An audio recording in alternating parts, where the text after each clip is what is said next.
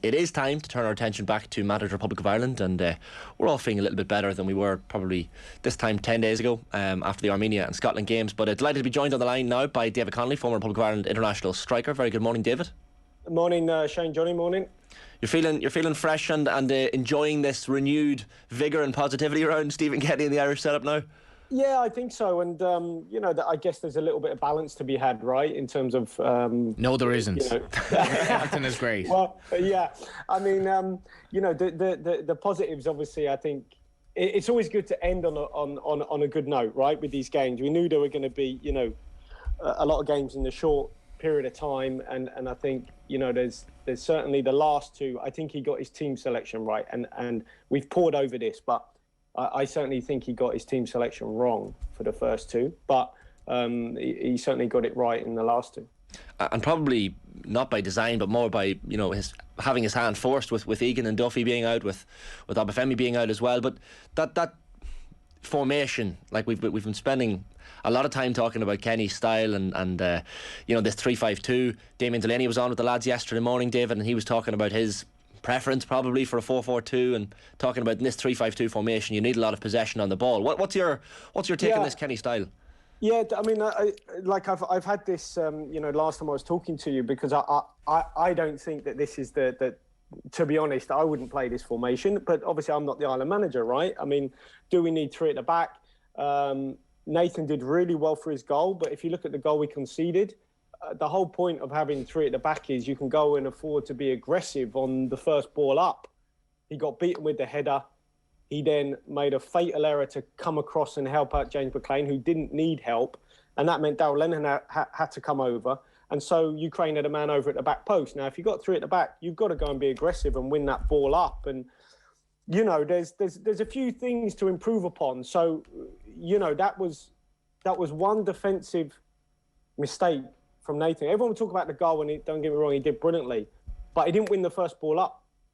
And for Ireland, we need that dominant centre half. As that ball's played in the air, he's got to make sure he wins that first ball. And these are the tiny nuances, right, that we're trying to improve upon, as well as maybe now I think Stephen would have learned that Callum Robinson probably needs to be playing football. Right, we started him a couple of times.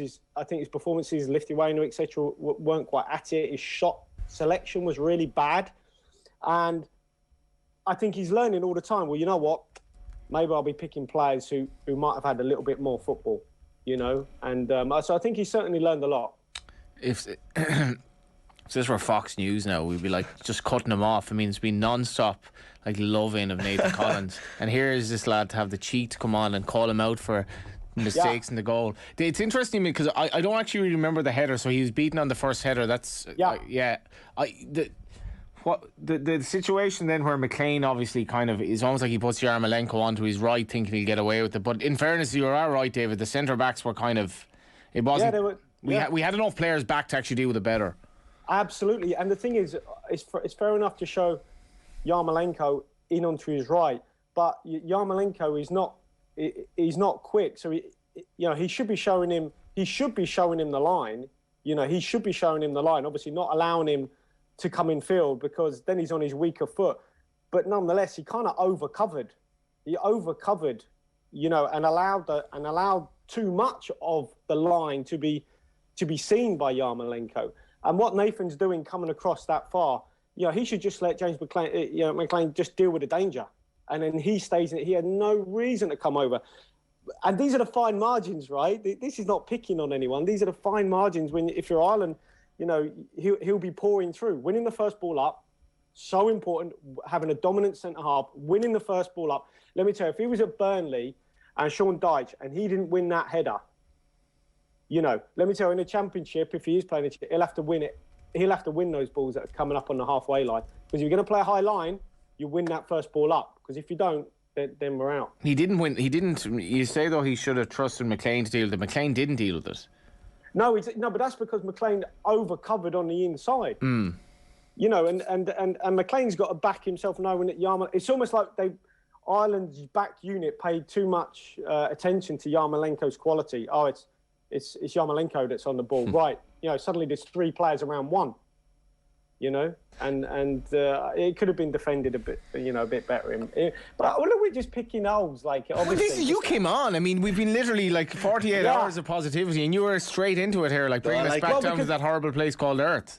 Yeah, because I want the lads to, these are the bits that when if you're Stephen and his coaching staff, they'll be pouring over because they know that goal would have been avoidable.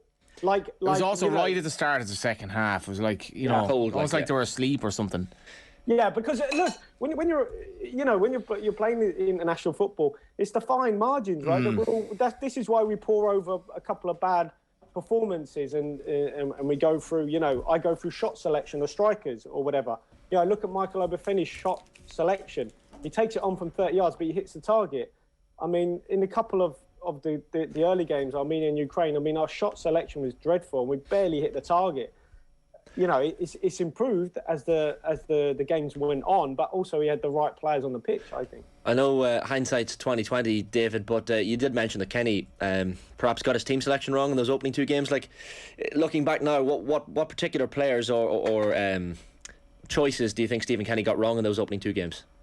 Yeah, it's not in hindsight, because I said this before the games. 100% I would have played Michael Obafemi, and I would have played him away from home against Armenia.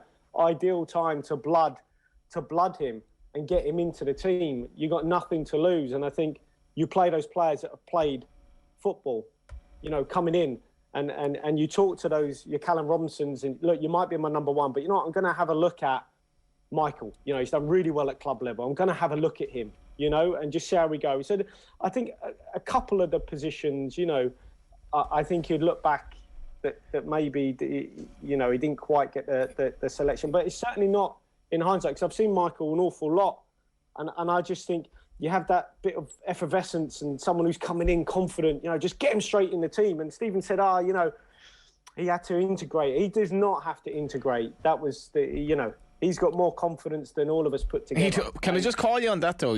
But you can't say to Callum Robinson, you're my number one, and then not start him in a game that was, as much as it was away to Armenia, we were even money, or give or take, to win that game. So it was roughly 50-50. And that, like, without bringing betting into it, it's normally an accurate reflection. So it's 50-50 we win that game. You can't say to Callum Robinson, you're my number one, but I'm dropping you. So it's not like it's nuanced. You can't quit. Yeah, it is no one. Exactly. Who's the football manager here? This is part of the job. It's like, I'm trying to be a man manager, but I'm dropping you. Yeah, exactly. That is these are the nuances. Because he is his number one, right? I'm not sure he is anymore. What? Exactly. Not anymore, but he was then. And I think how you couch it, how you give it to him, if you had to, is that, okay, you've been brilliant for me. You are my number, but I'm going to give Michael a chance, against Armenia. And, you come off the bench, you haven't played enough football. And that's how you keep, I think that's how you keep your squad kind of, not saying you have to keep them happy, but, when you're Ireland manager, I think you kind of do. Talk to me. So, like, I think Obafemi is having a debate with actually an ex-Ireland international like yourself yesterday, was having a debate about Obafemi's qualities versus Robinson. Where are you on this debate? I don't think Robinson is good enough personally at the level that Ireland need to go to, whereas I think Obafemi might have a chance. Where are you on it? I think Michael has got a little bit of the X factor about him.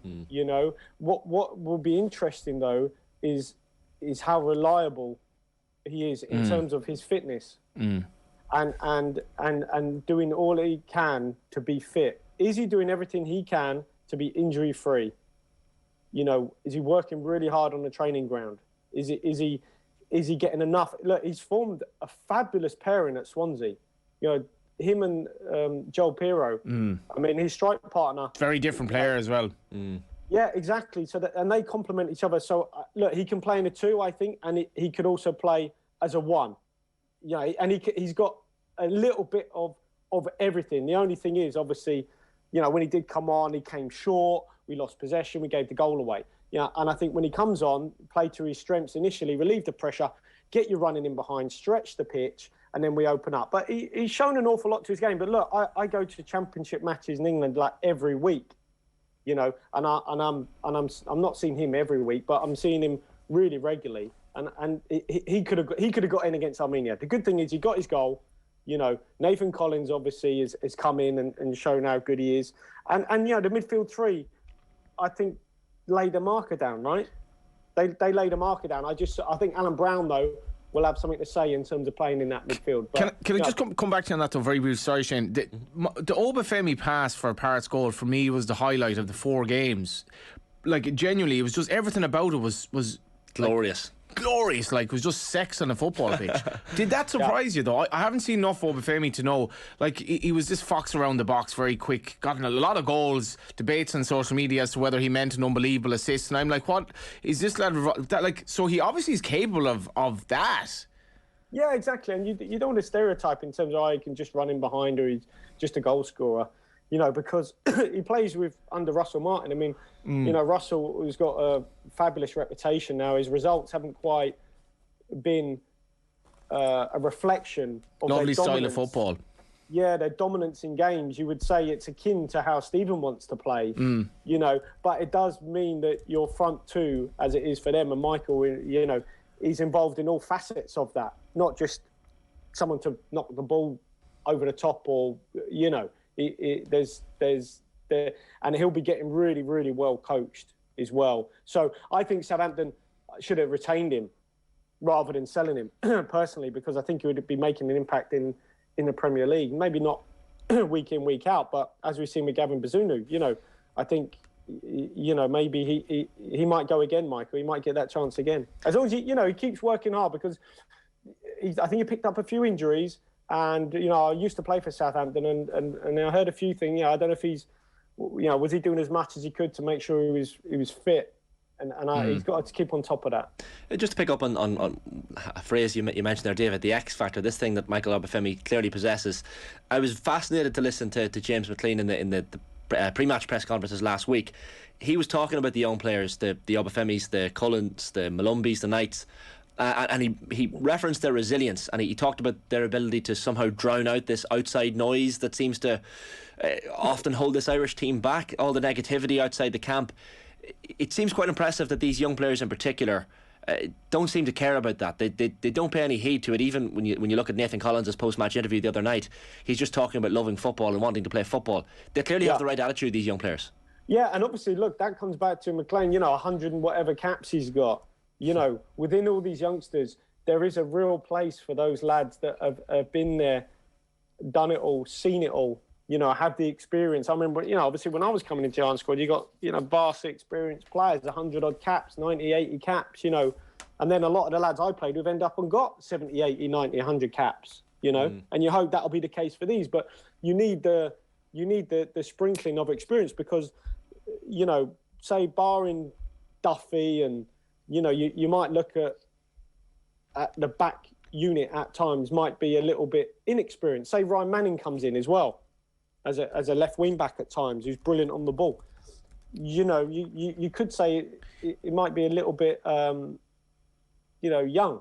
You know, so you need that sprinkling of experience for sure. Is Manning in the left back picture? Because I don't know. I would.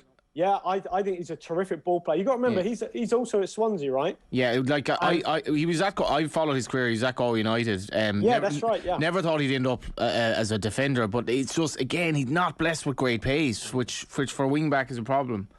No, but he can play in all sorts of areas. I mean, I've seen him play in Nathan Collins' position for Swansea, central centre half. He's so good on the ball. We saw that in the Lithuania game. Yeah, he was very good, I thought. Yeah. And my point being, I would like to see him, maybe Wilkeen, you know, get a bit of game time, because I think over the 4 games, I was disappointed that they you know, like Callum came on again. Maybe Wilkeen could have come on just to see if we've, you know, just to get more minutes in some of these boys while they're, you know, after a long sort of time together, you know, but anyway. Will Keane, Scott Hogan, these guys just outside the top tier of the Irish striking options. Like, how do you rank them, David? Are they good enough? Well, that's where I think, you know, again, we'll be getting really well coached by Liam Richardson. I think that they're going to give it a good go this season, and you know, if they're scoring goals, you know, might be Michael got in the team because he was playing well and scoring goals, right? You know, and once I think the likes of Keane are banging them in the Championship, if they do, then they'll be getting that opportunity. But I'd like to show a little bit of confidence to go that, you know, You don't necessarily need to be, because you've impressed me in training and you've banged the goals in League One. Bang, here's your chance. You know, as opposed to being not a little bit elitist, but that's where, you know, I think he could have maybe played a few minutes, Will. Just looking at the back page, and you mentioned him already, David, but the back page of the Irish Independent, our own Dan McDonnell, regular on Off the Ball, has the piece on Gavin Bazunu. Bazunu moved to bring Hoops reward over the 3 million mark. So Gavin Bazunu's moved from Manchester City to Southampton, set to bring Shamrock Rovers earnings from the sale of their Star Academy product above the 3 million mark. So the club agreeing to pay a fee of £12 million that will rise to £16 million. Big move, David, for Gavin Bazunu. The right move for him. I know you're, as you mentioned, a former Southampton player. Like, if he can get regular Premier League football, there's no doubt he's our number one. No, that's right. I mean, I've seen Gavin quite a lot, and I used to play for Portsmouth, so I've been down to Fratton Park. And I think in April, would you by chance, I did a little article about him, and I said, you know, Southampton down the road, that wouldn't be a bad club for him. And lo and behold, he's gone there. Now, those two clubs, you know, you do have scouts from both keeping an eye on everything. So, but Gavin is got all the traits to be, you know, a Premier League goalkeeper. I had this with David Snade yesterday. The only slight little issue is he's going into Southampton at, I think, a pivotal time. There's been a lot of changes at Southampton. You know, 3 of the backroom staff have basically been sacked. Rasmus Ankerson, who was heavily involved at Brentford with their model, has come into Southampton. He's making his mark, hence the staff changes, because it was either the staff go or the manager goes. And I think Ralph Hasenhüttl, for all his reputation, is under a lot of pressure, because the fans are really not happy with how their results at times have been dreadful. They really have. So he's coming into a club that, it wouldn't surprise me if there was a managerial change there in the future. If they have normally when half your staff go, the manager's on thin ice. You know, it was like staff or the manager goes. And I think it'll be interesting how it goes. So it's a great club. I think he'll do really, really well. He's plenty of experience as well, in fairness, of playing for teams that are under the cosh, like that are. He's been very, very busy in his career so far, put it that way. Exactly, yeah. The only thing I thought I'd pick out from him was that he obviously plays quite, you know, he coached at Man City, high line, comes out of his box an awful lot. And I saw him once for Portsmouth. He completely got it wrong. He cleaned out an opponent. If that was a Premier League game, he would have been sent off. And he just has to, which will come with experience in games, he just has to get that right. Now, in the Premier League, that'll be highlighted and he'll be picked apart, you know. There was one moment in the game against Serbia where, like, he was unbelievable that night. There was one moment where he came for the ball and missed it. Is there any way, I have him ahead of Kelleher, no questions asked, but, like, who starts our next game, do you think? Well, I don't know, because I think Grieving's done very, very well. It'll just be, again, it'll be a case, I think, you come back to who, does it matter who's playing or who's not playing in terms of Stephen's eyes? You know, I'd be inclined, if Gavin is playing, then it would be Gavin that I would be selecting. You know, I think the YouTube commenters very much getting to you, Johnny, here. Niall says there's no dislodging Johnny from Bazunu. He's dying in that ditch. David Salter says in a few months after Bazunu is a Premier League starter, it won't be much of a debate, in my opinion. And Larry Gorman says Johnny is definitely Bazunu's agent. That's Larry. I bloody well wish I was. I wouldn't be here. But do you know what's interesting as well, lads, is as I said, there's a lot going on. You can't just look at, it's a Premier League club. You know, there's a lot going on at Southampton. And, you know, I'm sure it's the right club, you know, but it's not a club that you would say, like any, I guess it happens a lot in the Premier League, you know, managers and how secure they are in their position. But, you know, I think there might be some changes at Saints and how that impacts on Gavin. And maybe he'll just get on with it. As you say, he's used to it, you know. But what I mean is, would there be another club? Would there be, you know, I don't want to sell himself short to going into a club that looks like the manager might change in time. So if you're his agent, you might say, if there was a couple of options, was Southampton the right one for what's going on in the background? Because they've had an awful time with their ownership and everything, you know, which can make for a little bit disharmony. there's obviously no vitriol, David, for players that like, it's not a Liverpool-Everton thing when a player plays for Southampton and also Portsmouth. They love him. The Portsmouth players and fans love him. You know, player of the year. There'll be nothing. Or they'd say they'd wish him luck because they're not operating at that level. You know, so they only have the best wishes for him. He's done brilliantly for them. You know. Like, it's funny for someone so young. Like, we were talking earlier at the start of the show, David, about the goalkeeping position being one that you need to have someone who's vocal, who's communicative, who speaks to the not only the back four in front of them, but I mean, they have a full picture, a full view of the pitch in front of them. So it's important for that keeper to be quite communicative. Do you think, like, do either Kelleher or Bazunu stand out for you as being maybe stronger in that department, or? No, I you know, when you look at Gavin, he's pretty impressive in terms of his size and his physique. He looks like it's hard to say what does a Premier League goalkeeper look like, but he has that stature in terms of his size and presence. You know, even I've seen him walking pre-game. You know, he's looks as fit as a butcher's dog, you know, even as a goalkeeper. He just looks, you know, the way he carries himself, he's very impressive. And, you know, whether he starts the season or I guess a lot will maybe happen in pre-season, who gets the number one, you know, we'll have to wait. I mean, Ralph Hassel at times has had a particularly stubborn nature about him. You know, Shay Adams, I'll give you one example, which, you know, is to think about. Shay Adams went away to play for Scotland, right? And because he wasn't at the training ground, when they came back, he started on the bench.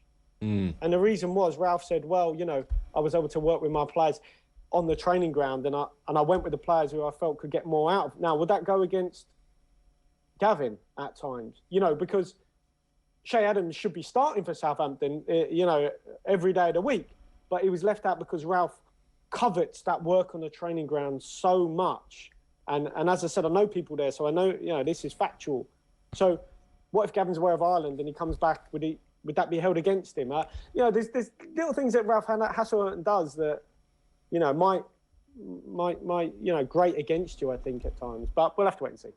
Yeah, a couple of comments coming in. Peter Kelleher says, or Peter M says, Kelleher is a better keeper. People seem to brush over the mistakes Bazunu has made, like leaving the ball roll through his legs, and was lucky went out for a corner in previous game against Portugal. David Kearns says, great to be in a position to debate who's the best keeper, as opposed to we desperately need to unearth the keeper. That's a fair point, isn't it? Like, geez, keepers and centre backs, like, we're done for the next like, we're honestly done for the next 15 years nearly. You've enough of them. You know, what did you make, David, of Nathan Collins? It was only a passing comment, talking about how tired he was. Well, he was asked specifically how tired he must be after playing all 4 of these games in this window. A lot of football being played by players. You know, this international window was dragged on, especially with the World Cup for some countries being in December. Do you have sympathy for some of these players who are clearly out on their feet at the minute, and probably the end of those 4 games came at a good time?